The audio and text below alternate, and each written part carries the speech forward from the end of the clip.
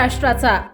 नमस्कार, मी सुद्धा संध्या लाईव्ह मध्ये आपल्या सगळ्यांचं स्वागत। मतदान अगदी 1 दिवसावर आलं असताना काही नगर परिषदा नगरपंचायतींच्या निवडणुका पुढे ढकलण्याचा निर्णय घेणारा राज्य निवडणूक आयोग टीकेचा धनी ठरला आहे।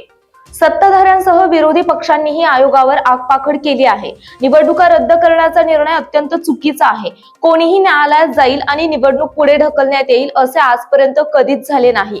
निवडणूक आयोग कोणता कायदा काढत आहे, ते कुणाचा सल्ला घेत आहेत याची मला कल्पना नाही, अशा शब्दांमध्ये मुख्यमंत्री देवेंद्र फडणवीस यांनी या आयोगावर प्रहार केला। या संदर्भात लवकरच आयोगाला निवेदन देणार असल्याचे त्यांनी सोमवारी छत्रपती संभाजीनगर येथे सांगितले। मुख्यमंत्री म्हणाले, राज्य निवडणूक आयोगाने कायद्याचा चुकीचा अर्थ लावला आहे। जेवढा माझा अभ्यास आहे, वकिलांसोबत बोललो, त्या सगळ्यांच्या मतानुसार असे कुणीही न्यायालयात गेले तर निवडणुका रद्द होत नाहीत। निलंग्यात सर्व प्रक्रिया पूर्ण झाली आणि ज्याचे नामनिर्देशन रद्द झाले तो न्यायालयात गेला।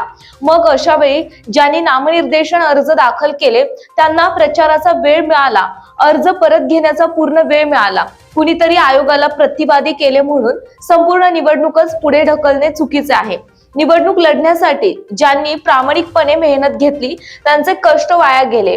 विविध जिल्हाधिकाऱ्यांनी आयोगाला आपले मत कळवले, मात्र त्यांनी त्यांचा निर्णय घेतला।